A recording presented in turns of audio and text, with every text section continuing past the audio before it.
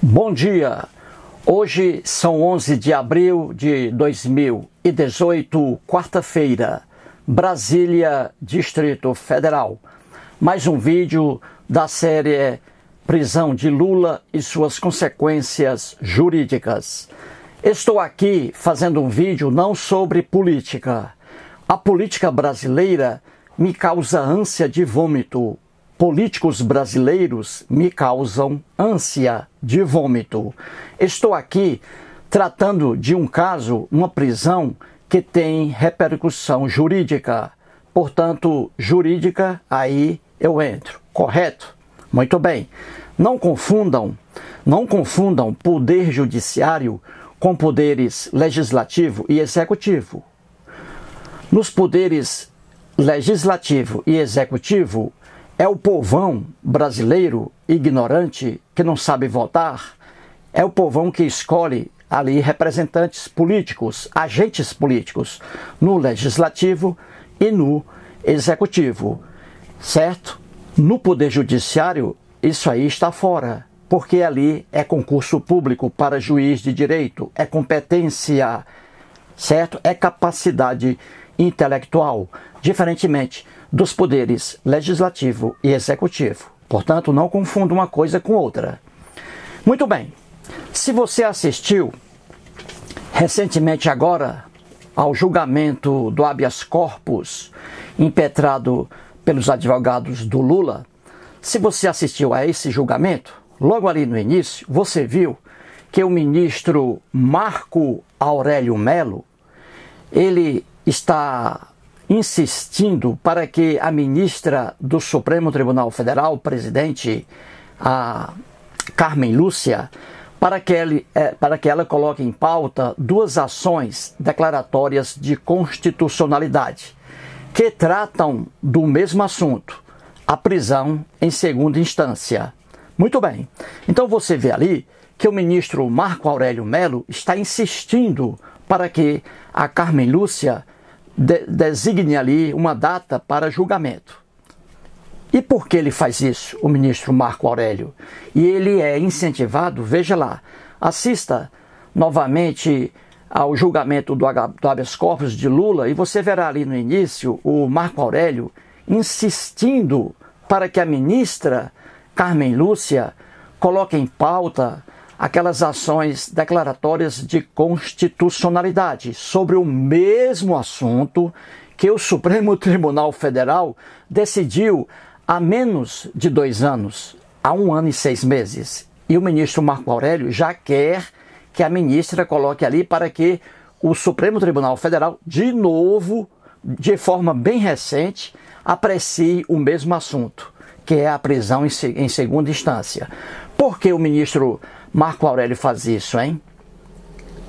E ele é incentivado pelo Ricardo Lewandowski. Por quê?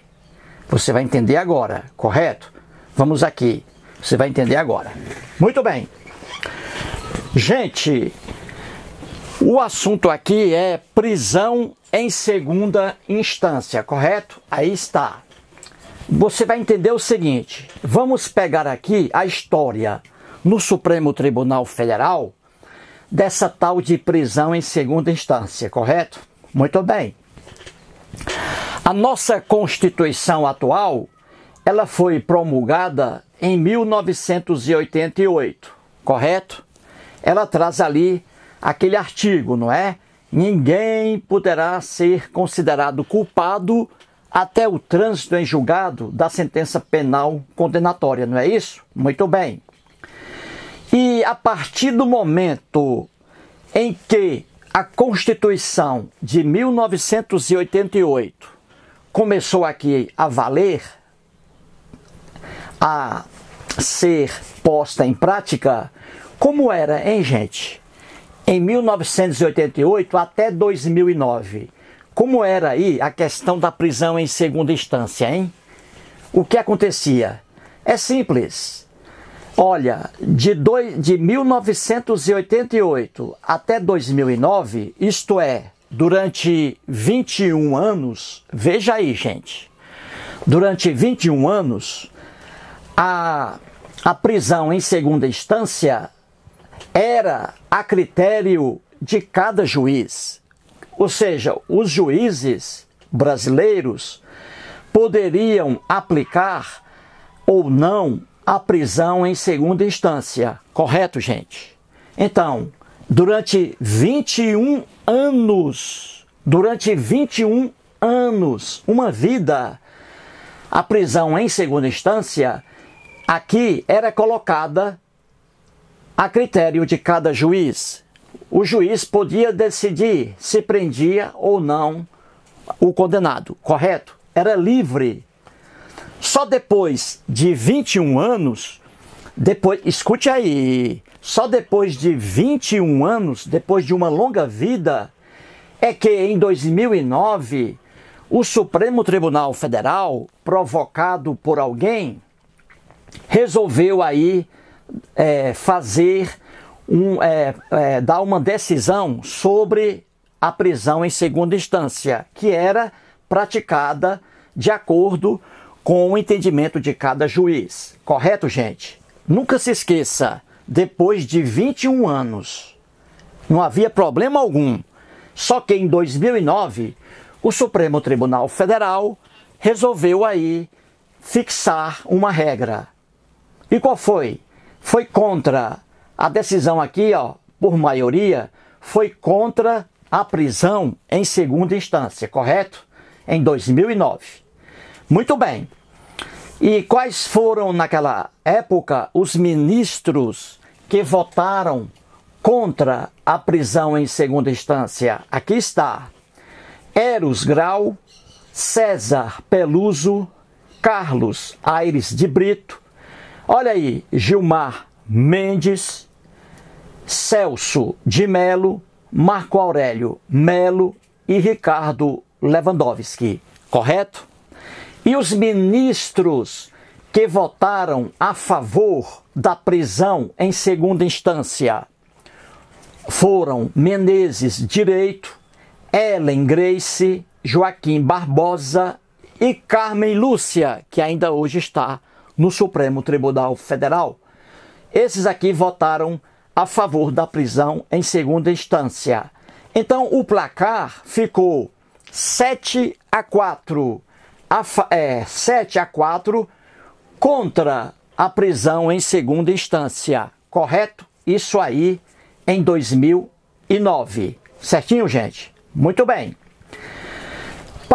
Passou-se o tempo, correto? Passou-se o tempo. E a última decisão foi essa aqui, contra a prisão em segunda instância. Então os juízes, a partir de 2009, não podiam mais prender o condenado em segunda instância, correto? Muito bem. Passou-se aí, gente, ou melhor dizendo,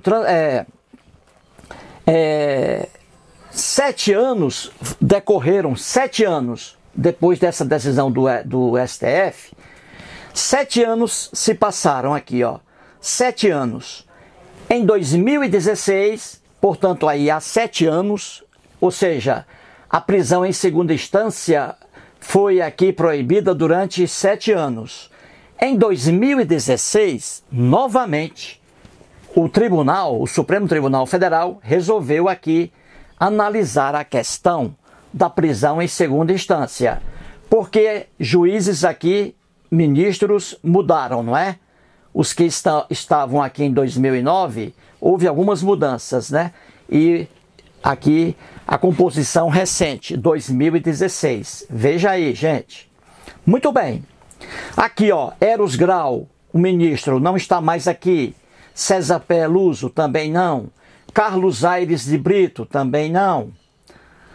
E Menezes Direito, também não. Ellen Grace, também não. Joaquim Barbosa, também não. Dessa turma aqui de 2009, que votou a favor da prisão em segunda instância, apenas hoje a ministra Carmen Lúcia, sempre a favor da prisão em segunda instância, correto? Muito bem. Em 2016, depois de analisar novamente a prisão em segunda instância, o Supremo Tribunal Federal votou de forma diferente. Em 2009, como você vê aí, votou contra a prisão em segunda instância, 7-4. E agora, em 2016, recente, apenas há 1 ano e 6 meses, o Supremo Tribunal Federal votou aí a favor da prisão em segunda instância e o placar foi de 6-5, no dia 5 de outubro de 2016. Portanto, há 1 ano e 6 meses apenas. Certo, gente? Então você vê aqui que quem votou contra a prisão em segunda instância em 2016, e aqui está, Marco Aurélio Melo, Ricardo Lewandowski, Celso de Mello, Dias Toffoli e Rosa Weber. E quem votou a favor aqui em 2016 da prisão em segunda instância? Carmen Lúcia, Gilmar Mendes, Edson Fachin, Luiz Roberto Barroso, Teori Zavascki e Luiz Fux. E o placar 6-5 a favor da prisão em segunda instância. Correto, gente? Muito bem. Em 2018, agora, apenas há um ano e 6 meses dessa decisão do Supremo Tribunal Federal, apenas 1 ano, diferentemente de 21 anos aqui e 7 anos aqui, apenas 1 ano e 6 meses, o Supremo Tribunal Federal novamente pega aqui a questão da prisão em segunda instância. Só que aqui em 2018 foi no formato de um habeas corpus do Lula, agora no dia 4 de abril de 2018. Habeas corpus aí do Lula.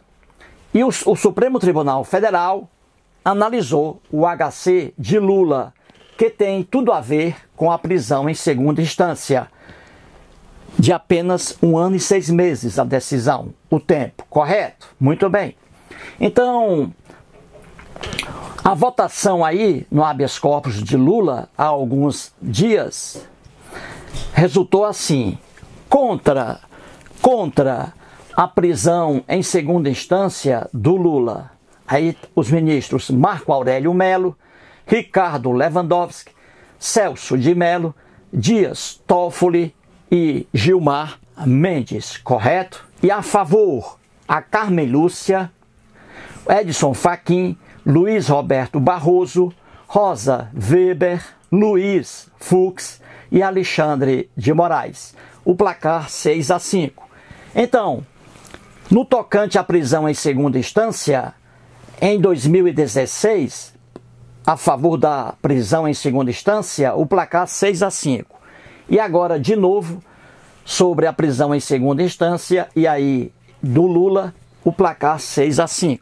Então você vê aqui que o Supremo Tribunal Federal, os ministros também mudam de posição, não é? Então veja aqui, vamos analisar.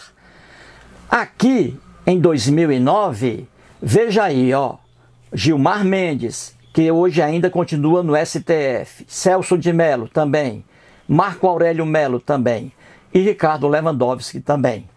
O Gilmar Mendes, o Celso de Mello, o Marco Aurélio Melo e o Ricardo Lewandowski aparecem aqui também em 2016. Agora veja a posição aqui, analise. Vamos pegar aqui o Marco Aurélio Melo. Em 2009, ele foi contra a prisão em segunda instância. Em 2016, ele continua contra a prisão em segunda instância. E agora, com o HC do Lula, o Marco Aurélio Melo continua contra a prisão em segunda instância. Então você vê aí de forma fácil que o Marco Aurélio Melo, nos 3 julgamentos, continuou com a mesma posição. Ele é contra a prisão em segunda instância. Vamos ver o Celso de Mello. O Celso de Mello, em 2009, ele votou contra a prisão em segunda instância. Em 2016, ele continua contra, aqui está, contra a prisão em segunda instância. E em 2018, recentemente, de novo, o Celso de Mello continua contra a prisão em segunda instância. Ou seja, ele não mudou de posição. Vejamos agora o Ricardo Lewandowski. Em 2009, ele votou aqui contra a prisão em segunda instância. Em 2016, o Ricardo Lewandowski novamente vota contra a prisão em segunda instância. E em 2018, recentemente, no HC de Lula, ele vota contra a prisão em segunda instância. Então você vê aqui facilmente que o Ricardo Lewandowski também não mudou de posição, correto, gente? Muito bem. Vejamos agora aqui o Gilmar Mendes. O Gilmar Mendes, em 2009, votou contra a prisão em segunda instância. Em 2016, no dia 5 de outubro, apenas há 1 ano e 6 meses, o Marco, ou melhor dizendo, o Gilmar Mendes, veja aqui ele mudou de posição. O Gilmar Mendes aqui vota a favor da prisão em segunda instância. Então ele mudou aqui o voto dele. Não é isso? O único até agora a mudar o voto foi o Gilmar Mendes. Em 2009, contra a prisão em segunda instância. Já em 2016, a favor da prisão em segunda instância. E agora, há poucos dias, o Gilmar Mendes novamente muda o voto dele. Aqui, ele agora é contra a prisão em segunda instância. Então você vê aí que o Gilmar Mendes, diferentemente do Marco Aurélio Melo, do Ricardo Lewandowski, do Celso de Mello e do Dias Toffoli, ele mudou aí o voto dele, o Gilmar Mendes, não é? Muito bem. Agora vejamos aqui, a que falta agora, a única, é a Carmen Lúcia, a ministra Carmen Lúcia, que ainda hoje está no Supremo Tribunal Federal, é a presidente. Em 2009, ela foi a favor da prisão em segunda instância. Em 2016, novamente a ministra Carmen Lúcia vota a favor da prisão em segunda instância. E agora, com o habeas corpus do Lula, novamente a ministra Carmen Lúcia vota a favor da prisão em segunda instância. Então essa posição da ministra Carmen Lúcia de que é viável a prisão em segunda instância não é uma decisão nova dela. Ela sempre foi aqui fiel ao seu ponto de entendimento. Entendeu? Ela não é a favor da prisão em segunda instância apenas agora durante o habeas corpus do Lula. Ou seja, há muito tempo que ela vota a favor da prisão em segunda instância. Eu digo isso porque um internauta aí que escreveu, o Ismael Silva, diz que a ministra Carmen Lúcia, ele não tem conhecimento jurídico, o Ismael Silva, diz que a ministra Carmen Lúcia resolveu votar a favor da prisão em segunda instância no HC do Lula, porque ela aí está ajudando aí a orientação do Temer, porque ela jantou com o Temer, e aí ela votou a favor aqui da prisão em segunda instância contra o Lula. Isso aí é uma ignorância do Ismael Silva. Ele não conhece a história do Supremo Tribunal Federal, ele fica ouvindo aí discursos de políticos, principalmente do PT, e aí o Ismael Silva cai aí no conto da carochinha. Ismael Silva, veja, a Carmen Lúcia, como eu já escrevi para você, a Carmen Lúcia, em toda a vida dela no Supremo Tribunal Federal, ela votou a favor da prisão em segunda instância. Isso aí não é novidade, não. E aqui está a prova, meu amigo Ismael Silva. Veja a história da prisão em segunda instância. Durante 21 anos aqui no Brasil, os juízes podiam prender ou não a pessoa condenada em segunda instância. Isso aí era a critério dos juízes. 21 anos. Aí decidiu aqui contra. 7 anos depois, agora veio a favor da prisão em segunda instância. Entendeu, Ismael? Cuidado, Ismael Silva, com o que você ouve aí de políticos, de advogados do Lula. Cuidado, aí você vai cair no conto da carochinha, correto? Então veja bem. Muito bem, gente. Então você vê aí de forma fácil que o Supremo Tribunal Federal, a posição dele hoje é a favor da prisão em segunda instância. Agora vem a pergunta que eu fiz aqui, não é? Por que o ministro Marco Aurélio Mello está forçando ali, insistindo para que a Carmen Lúcia coloque novamente em julgamento essa decisão aqui, esse tema, prisão em segunda instância. O Marco Aurélio está insistindo para que a ministra, repito, marque uma data para julgar, para analisar novamente o que foi analisado aqui há apenas 1 ano e 6 meses e o que foi também analisado de forma indireta no HC do Lula. Por que isso? Essa pressão do Marco Aurélio? É porque ele recebe aí ações declaratórias de partidos políticos e advogados insistindo ali. Por quê? Porque se o Supremo Tribunal Federal mudar de entendimento, ficar agora contra a prisão em segunda instância, aí os clientes aí, os pacientes que estão presos, milionários, não é? O Lula, o Eduardo Cunha, o evangélico Eduardo Cunha, que foi presidente da Câmara dos Deputados, o Palocci, não é? O Léo Pinheiro, e tantos outros, não é? E tantos outros aí, aquele governador lá do Rio de Janeiro, Cabral. Se o tribunal aqui, Supremo Tribunal Federal, mudar de posição, passar a ser contra a prisão em segunda instância, todos eles irão sair da cadeia, todos eles que já foram condenados em segunda instância. Então, como eles são muito ricos, poderosos, é por isso que o Marco Aurélio Mello está insistindo para que a ministra marque uma data aí para julgamento dessas ações de constitucionalidade. É porque o Marco Aurélio se sente pressionado. Não é nem ali uma posição pessoal dele, é porque ele se sente pressionado por aí pedidos de advogados, né, de partidos políticos, porque as pessoas envolvidas aqui são pessoas privilegiadas no Brasil e não são pobres. Gente, se os pobres estivessem presos aqui no Brasil, pobres, nenhum político preso, ninguém entraria no Supremo Tribunal Federal para mudar aqui essa posição recente de 1 ano e apenas 6 meses. Ninguém entraria, porque ninguém está preocupado com pobre. Pobre tem que ser pobre. Pobre tem que sofrer, não tem que reclamar de nada.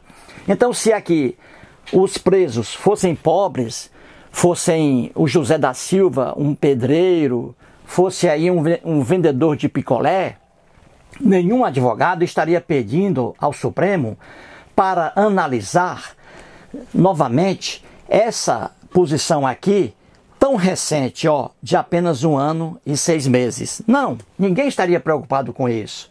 A urgência aqui do Marco Aurélio Mello, por pressão de advogados, é porque os pacientes aqui, os presos, são milionários, são pessoas privilegiadas que assaltaram os cofres públicos.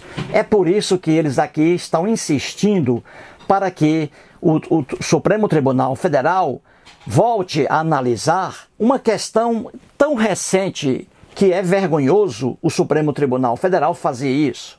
Veja, a decisão do Supremo Tribunal Federal, no sentido de que é viável a prisão em segunda instância, foi agora recente, não faz nem 1 ano e 6 meses, e agora já apareceu o HC do Lula com o mesmo teor e perdeu de novo. Então eles querem insistir até que, quem sabe, um ministro aí mude de posição e aí chegar ao placar de 6-5 a favor da ilegalidade da prisão em segunda instância. Entendeu? É porque os presos são ricos, milionários, poderosos. E aí eles ficam insistindo. Se fossem pobres, repito, ninguém estaria preocupado em analisar. O Supremo Tribunal Federal iria ficar com essa decisão da prisão em segunda instância durante muitos anos. Veja aqui, de 1988, quando o juiz podia aplicar, querendo ou não, a prisão, passaram-se 21 anos. 21. Depois, aqui foi contra o Supremo Tribunal a prisão em segunda instância. 7 anos. 7 anos depois, veja aqui, uma mudança. 7 anos. Porque demora muito.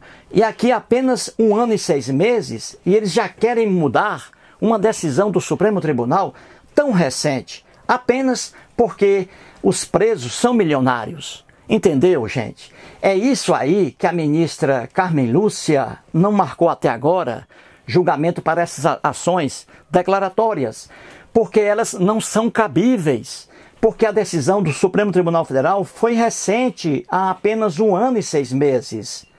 Ainda está engatinhando, ainda está aqui, ó, andando a passos aqui, a passos tão novos. Então, não se muda a decisão do Supremo Tribunal Federal, não se questiona quando ela é recente, de apenas 1 ano e 6 meses. Mas eles querem fazer isso porque as pessoas que estão presas são pessoas privilegiadas. O ministro Marco Aurélio Mello, em vez de solicitar urgência para o Supremo Tribunal Federal reanalisar uma decisão tão recente, que não é cabível para isso, em vez de o Marco Aurélio solicitar essa pressa para o que não é aqui cabível, ele deveria, o ministro Marco Aurélio Mello, deveria agilizar os processos contra deputados federais e senadores que estão amparados pelo famigerado foro privilegiado, os processos que iniciaram lá no Supremo Tribunal Federal contra vários deputados federais e contra senadores, porque eles têm um foro privilegiado, e os processos no Supremo Tribunal Federal contra esses aí que têm um foro privilegiado, esses processos quase não andam, e aí está garantida a impunidade. Então o ministro Marco Aurélio Mello, em vez de insistir para que o Supremo Tribunal Federal reveja uma questão tão nova, há apenas 1 ano e 6 meses, ele deveria se preocupar, e aí sim, deveria se preocupar com o andamento dos processos originários do Supremo Tribunal Federal relativos a deputados federais e senadores. Muitos ali, deputados federais e senadores no Supremo, estão ali com vários inquéritos, e esses inquéritos, eles andam a passos de tartaruga. O ministro Marco Aurélio, portanto, em nome da justiça, deveria pedir pressa para esses processos que estão quase parados. Isso aí é que causa vergonha para o Supremo Tribunal Federal. E não insistir para que o Supremo Tribunal Federal analise uma decisão tomada apenas há 1 ano e 6 meses, quando isso não é regra no Supremo. Você vê aqui, 21 anos para mudar de posição, 7 anos para mudar de posição, e o Marco Aurélio Mello, provocado por advogados, pressionado, quer que o Supremo Tribunal Federal mude uma posição de apenas 1 ano e 6 meses. Se o Supremo Tribunal Federal vier a satisfazer aí o gosto de advogados, se o Supremo Tribunal Federal vier a colocar isso aqui de novo em pauta, a questão da prisão em segunda instância, o Supremo Tribunal Federal terá que fechar suas portas, porque ninguém vai mais acreditar nele. Mais um vídeo e muito obrigado.